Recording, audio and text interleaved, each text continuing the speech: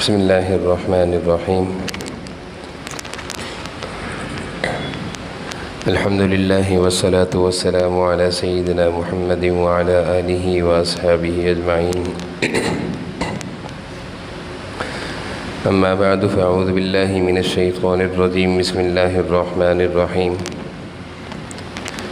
ولا يحسبن الذين يبخلون بما آتاهم الله من فضله هو خير لهم بل هو شر لهم سيطوقون ما بخلوا به يوم القيامة ولله ميراث السماوات والأرض والله بما تعملون خبير.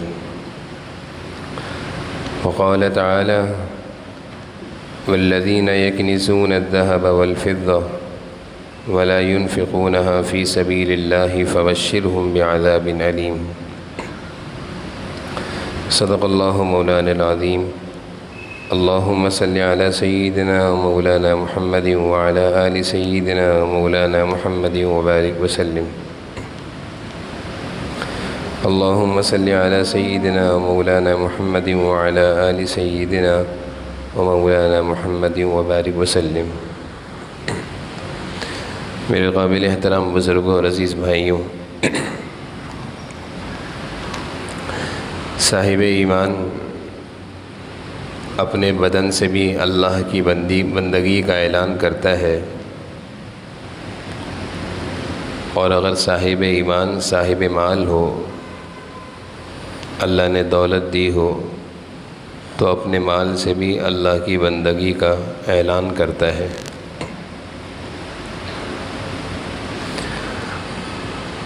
بدن کی بندگی اور بدن کی سب سے بڑی عبادت وہ نماز ہے. صاحب ایمان اپنے بدن سے اللہ کی بندگی کا نماز کی عبادت کے ذریعے سے اعلان کرتا ہے. حدیث میں آتا ہے جس کی نماز نہیں اس کا ایمان نہیں. اور صاحب ایمان صاحب مال ہو، اللہ نے اس کو دولت دی ہو، تو دولت اور مال کی سب سے بڑی عبادت اور اس دولت اور مال کے ذریعے بندگی کا اظہار وہ زکوٰۃ ہے. کہ صاحب ایمان صاحب مال ہو تو اپنے مال سے بھی اللہ کی بندگی کا اعلان کرتا ہے، اور اس کی سب سے بڑی عبادت وہ زکوٰۃ ہے. قرآن کریم میں اللہ تعالیٰ نے 70 سے زائد مقامات پر نماز اور زکوٰۃ کو ایک ساتھ بیان فرمایا ہے. اقیموا الصلاۃ آتوا الزکاۃ، نماز پڑھو، نماز قائم کرو، زکوٰۃ ادا کرو. اس سے بھی زکوٰۃ کے فریضے کی اہمیت کا معلوم چلتا ہے کہ جس قدر اسلام میں نماز کی اہمیت ہے، اسی قدر اسلام میں زکوٰۃ کی بھی اہمیت ہے. یہی وجہ ہے کہ جناب نبی کریم صلی اللہ علیہ وسلم نے جب دنیا سے پردہ فرمایا تو کچھ قبائل کے لوگ جو توحید ایمان یعنی اللہ پر، اللہ کی وحدانیت پر اور حضور اکرم صلی اللہ علیہ وسلم کی رسالت کا اقرار کر رہے تھے، لیکن زکوٰۃ کے منکر ہو گئے تھے کہ ہم زکوٰۃ نہیں دیں گے. جناب ابو بکر صدیق رضی اللہ عنہ نے جب ذمہ داری خلافت کی سنبھالی اور آپ کے علم میں جب اس واقعے کی خبر آئی تو آپ نے فرمایا واللہ لأقاتلن من فرق بین الصلاۃ والزکاۃ، کہ میں ضرور اللہ کی قسم ان لوگوں سے قتال کروں گا جو نماز اور زکوٰۃ میں فرق کر رہے ہیں. زبانوں پر اللہ کی وحدانیت کا اقرار بھی ہے، حضور اکرم صلی اللہ علیہ وسلم کی رسالت کا اقرار بھی ہے، اور عبادتوں میں عظیم عبادت نماز بھی ہے، لیکن کہہ رہے ہیں کہ زکوٰۃ نہیں دیں گے. تو فرمایا کہ ان کا ایمان نہیں، ان کا اسلام نہیں، یہ کافروں کی طرح ہیں، ان سے بھی میں قتال کروں گا.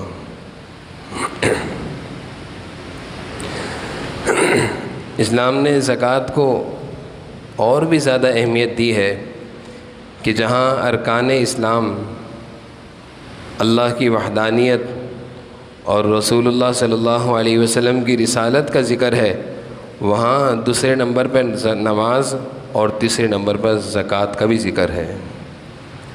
ارکان اسلام جس کے بغیر ایمان اسلام مکمل نہیں، یعنی جہاں اللہ کی وحدانیت کا اقرار ضروری ہے، اس کے بغیر ایمان مکمل نہیں۔ حضور اکرم صلی اللہ علیہ وسلم کی رسالت کا اقرار ضروری ہے، نماز کے فریضے کا اقرار ضروری ہے، وہیں زکوٰۃ کا بھی ماننا ضروری ہے۔ جناب نبی کریم صلی اللہ علیہ وسلم نے ارشاد فرمایا، نماز پڑھو مشرک نہ بنو، زکوٰۃ دو کافر نہ بنو، کیونکہ یہ نماز کا چھوڑنا اور زکوٰۃ کا نہ دینا یہ انہی کا کام ہے۔ یہ مشرکین اور کافروں کا کام ہے کہ وہ نہ نماز پڑھتے ہیں نہ اپنے مالوں کی زکوٰۃ نکالتے ہیں۔ احادیث اور قرآن کی روشنی سے ہمیں اچھی طریقے سے اندازہ ہو جانا چاہیے کہ جس قدر اہمیت ہمارے دلوں میں نماز کی ہے اور جس قدر اہمیت ہمارے دلوں میں روزے کی ہے اور ہونی چاہیے، اور یہ فریضہ اسلام میں سے ہے، اسی طرح ہمارے دلوں میں اہمیت زکوٰۃ کی بھی ہونی چاہیے۔ یہ بھی فریضہ اسلام میں سے ہے۔ بدترین درجے کا بخیل ہے جس کو اللہ تعالیٰ فرما رہے ہیں بخیل، بخل، بدترین درجے کا بخل ہے وہ آدمی جو اپنے مال کی زکوٰۃ نہ نکالتا ہو، بدترین درجے کا بخیل ہے۔ یہ زکوٰۃ اس پر فرض ہے، لیکن مال کی محبت، حب جاہ، حب مال کی ہوس اور حرص اس کو زکوٰۃ کے فریضے سے روک رہی ہے۔ یہ بدترین درجے کا بخیل ہے۔ قرآن کریم میں اللہ تعالیٰ نے ایسے لوگوں کی وعید بیان فرمائی ہے، والذین یکنزون الذھب والفضہ ولا ينفقونها فی سبیل اللہ فبشرہم بعذاب علیم، کہ جو اپنے سونے اور چاندی کو سنبھال کر رکھتے ہیں، اپنے مال اور سونے چاندی کو سنبھال کر رکھتے ہیں، ان کو دردناک عذاب کی خبر دے دیجیے۔ اور عذاب کی شکل کیا ہوگی؟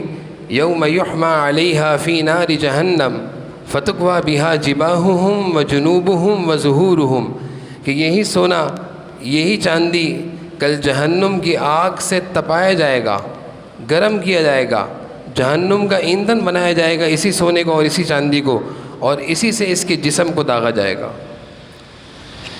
لوہے کو آگ میں گرم کیا جائے اور جب تیز گرم ہو اور کسی کے جسم کو داغا جائے، کیا حالت ہوتی ہے؟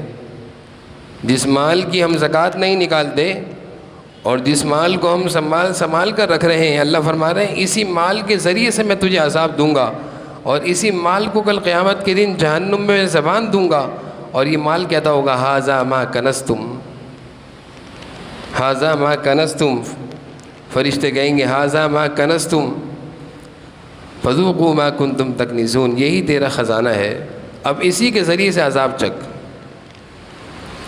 تو جس مال کی زکوٰۃ نہ نکالی جائے، کل یہی مال عذاب کا ذریعہ بنا ہوا ہے۔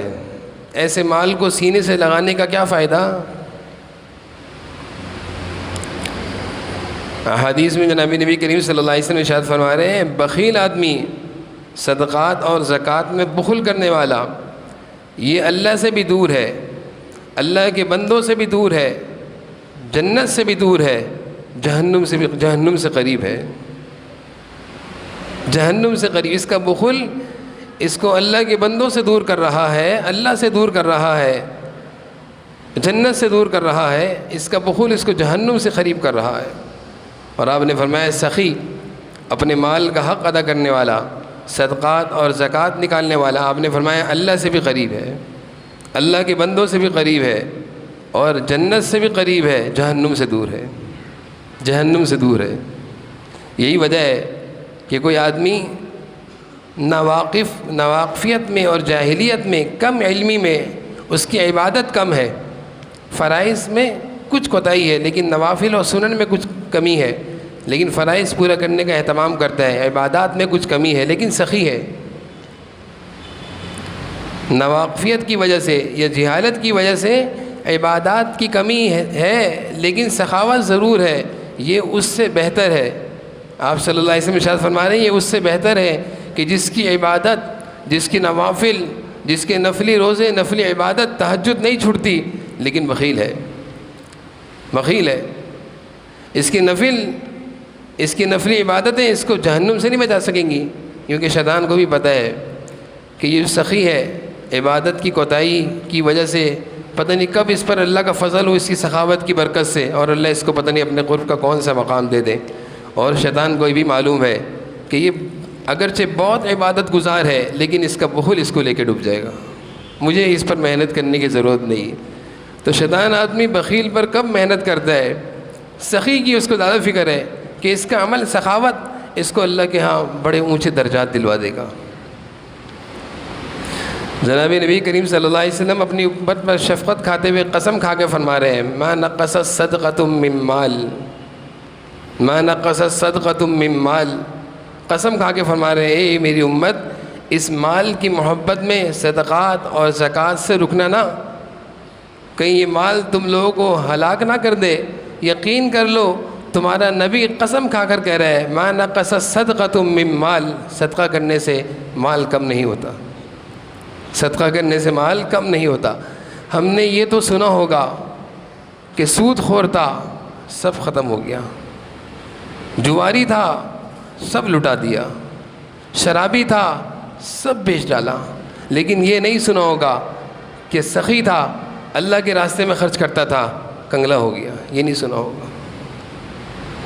دنیا میں اور بہت سارے لوگوں کے ڈوبنے کی، ہلاکت کی، مال کی بربادی کی کہانیاں سنتے ہیں، سنی بھی ہوں گی، لیکن کبھی یہ نہیں سنا ہوگا کہ اللہ کے راستے میں لٹانے والے کا مال ختم ہو گیا، کنگلا ہو کر فٹ پاتھ پہ آ گیا، یہ نہیں سنا ہوگا۔ یہ تو سنا ہوگا سود خورتا روڈ پر آ گیا ہے، یہ تو سنا ہوگا، کیونکہ حضور صلی اللہ علیہ وسلم ارشاد فرما رہے ہیں، اپنی امت کو یقین دلا رہے ہیں، ما نقص صدقہ، قسم کھا کے فرما رہے ہیں صدقے سے مال کم نہیں ہوتا۔ ایک موقع پر حضرت عائشہ رضی اللہ عنہ کے پاس ایک بکری آئی، آپ صلی اللہ علیہ وسلم کو معلوم چلا ذبح ہو گئی، حضرت عائشہ نے تقسیم کر دی، ایک دستی حضور صلی اللہ علیہ وسلم کے لیے رکھ رہی، آپ صلی اللہ علیہ وسلم کو دستی گوشت پسند تھا۔ آپ اپنی مصروفیت سے فارغ ہو کر گھر میں تشریف لائے، فرمایا کہ عائشہ اس بکری کا کیا کیا؟ کہا کہ سب ختم ہو گیا، ایک دستی بچ گئی ہے بس۔ آپ نے فرمایا نہیں یہ عائشہ سب محفوظ ہو گیا اللہ کے پاس، ایک دستی باقی رہ گئی ہے، جو تو نے خرچ کر دیا، جو تو نے غرما میں لٹا دیا، وہ تو نے اللہ کے پاس محفوظ کرا دیا۔ ما عندکم ینفد وما عند اللہ باق، جو تم خرچ کر کے اللہ کے پاس بھیج رہے ہو یہ اللہ کے پاس تمہاری امانتیں رکھی ہوئی ہیں، اللہ کو ضرورت نہیں مال کی۔ اللہ نے ہم پر فضل فرمایا ہے کہ مال خرچ کرو تاکہ تمہاری کمائی میں جو حرام چیزیں شامل ہوتی ہیں اس کی بے برکتی سے بچ جاؤ۔ جناب نبی کریم صلی اللہ علیہ وسلم بازار تشریف لے گئے، تاجروں کو کہا یا معاشر التجار، اے تاجروں کی جماعت ہو، تم لوگ جب کاروبار کرتے ہو تو جھوٹ بھی بولتے ہو، قسمیں بھی کھاتے ہو، غلط بیانی اور فضول بیانی بھی کرتے ہو، جس کی وجہ سے تمہارے مال میں بے برکتی شامل ہو جاتی ہے۔ میں تم لوگوں کو ایک عمل بتا رہا ہوں، آپ صلی اللہ علیہ وسلم فرما رہے ہیں سارے تاجر سن رہے ہیں آپ کی بات کو، میں تم لوگوں کو ایک عمل بتا رہا ہوں، وہ عمل کر لو، مال تمہارا بے برکتی سے محفوظ ہو جائے گا۔ اپنے مال سے صدقات اور زکوٰۃ خوب نکالا کرو تاکہ جھوٹی قسمیں اور جھوٹی باتیں اور غلط بیانیاں، اس کی وجہ سے مال میں جو بے برکتی آ رہی تھی وہ رک جائے گی۔ اپنی امت پر آپ صلی اللہ علیہ وسلم شفقت فرما رہے ہیں۔ اللہ تعالیٰ قرآن میں فرما رہے ہیں وَيُرْبِ الصَّدَقَاتِ، اللہ کی بات پر بھی یقین نہیں آتا، ایسے ایمان ہمارے کمزور ہیں، اللہ کے رسول کے ارشادات پر بھی یقین نہیں آتا۔ اللہ فرما رہے ہیں وَيُرْبِ الصَّدَقَاتِ، صدقہ نکالو مال بڑھاؤں گا، مال بڑھاؤں گا۔ ہم کہتے ہیں نکالیں گے تو کم ہو جائے گا۔ حضور صلی اللہ علیہ وسلم کے ذریعے سے حدیث قدسی میں اللہ تعالیٰ پیغام بھجوا رہے ہیں اپنے بندوں کو، حدیث قدسی ہے کہ میرے بندوں کو یہ پیغام دے دو کہ اے میرے بندو تم خرچ کرو، میں تم پر خرچ کروں گا، تم اپنا مال میرے بندوں پر خرچ کرو، میں اپنے خزانوں سے تم پر خرچ کروں گا۔ یہ معمولی سودا ہے، ہم اللہ کے بندوں کو لٹائیں۔ حدیث میں آتا ہے کہ زمین پر کچھ بندے ایسے ہیں جو اللہ کے مخزن ہیں، اللہ کے خزانے ہیں، وہ خرچ کرتے رہتے ہیں، اللہ ان کے خزانوں کو بھرتا رہتا ہے۔ یہ تو خوش نصیبی ہے، یہ تو سعادت مندی ہے۔ اللہ دینے والا ہے مال، ہمیں بھی اللہ نے دیا ہے، اور جس کو ہم دے رہے ہیں اللہ ان کو بھی دینے والا ہے۔ اگر اللہ نے میرے ہاتھوں کو اس کام کے لیے قبول کر لیا کہ جو کام اللہ کا تھا وہ اللہ مجھ سے لے رہے ہیں، دینا اللہ کا کام ہے، لینا اللہ سے بندے کا کام ہے، اللہ وہ کام مجھ سے لینے کہ تو بھی میرے ساتھ خرچ کر۔ جیسے حوض کوثر پہ جناب نبی کریم صلی اللہ علیہ وسلم جامع کوثر اپنی امت کو پلا رہے ہوں گے تو کچھ لوگوں کو اپنے ساتھ کھڑا کر لیں گے، علماء کو، آؤ علماء کی جماعت تم بھی میرے ساتھ پلاؤ میری امت کو حوض کوثر کا جامع کوثر۔ تو دنیا میں اللہ تعالیٰ یہ سعادت اپنے بندوں کو دے رہے ہیں کہ خرچ کرنا میرا کام ہے، تم چاہتے ہو کہ میرے نائب بن کر میرے بندوں پر خرچ کرو، تم خرچ کرو، فکر نہیں کرنا، تمہارے خزانوں کو میں بھروں گا۔ کتنی بڑی سعادت کی بات ہے۔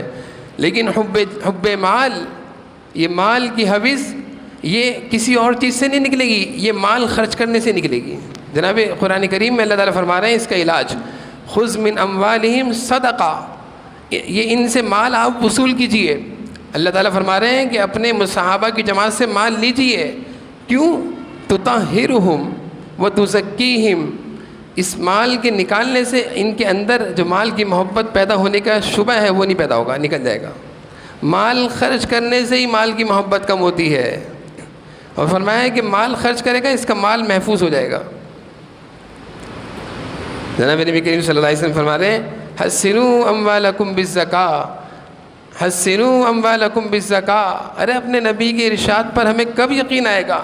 آپ فرما رہے ہیں اپنے مالوں کو محفوظ کرو زکوٰۃ کے ذریعے سے۔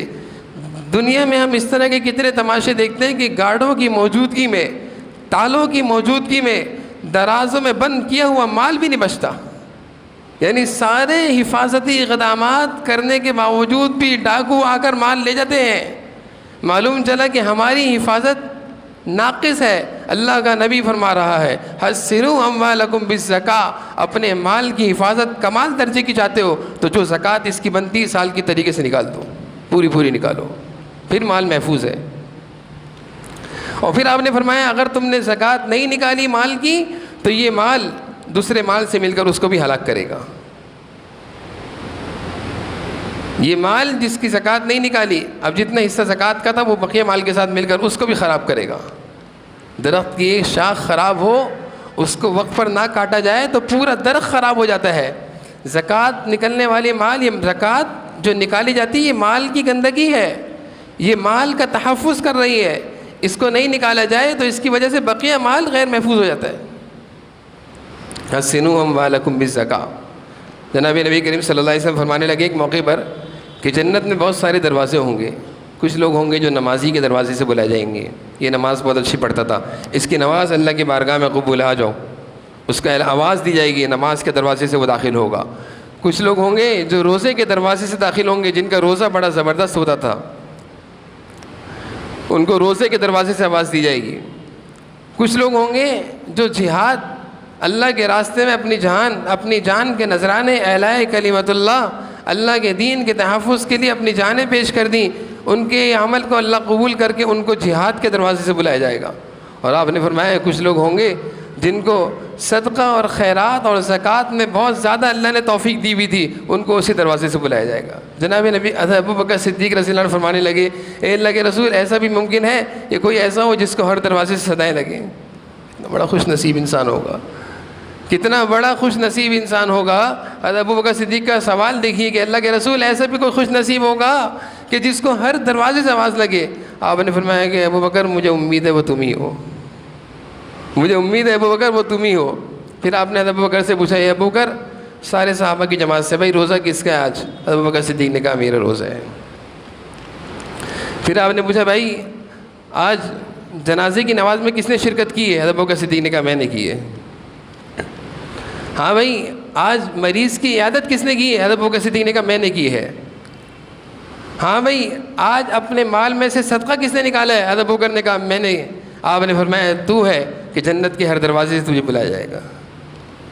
حسنوا اموالکم بالزکاۃ، اپنے مالوں کو محفوظ رکھی کریے زکوٰۃ کے ذریعے سے۔ مال خرچ کرنے سے مال کم نہیں ہوتا، بلکہ مال خرچ کرنے سے اللہ اور اس کے رسول کے ارشاد کے مطابق مال بڑھتا ہے۔ یہ مہینہ ہے سعادتوں کے لوٹنے کا، خیریں جمع کرنے کا۔ جو بھی نیک عمل جس قدر اہتمام سے اس مہینے میں کیا جائے گا، پورے سال اللہ تعالیٰ اس نیک عمل کی توفیق دیں گے۔ جو یہ چاہتا ہے کہ پورے سال میں سخی اور سخاوت کرنے والوں میں لکھ دیا جاؤں، رمضان کے مہینے میں حضور صلی اللہ علیہ وسلم بے تحاشا خرچ کیا کرتے تھے۔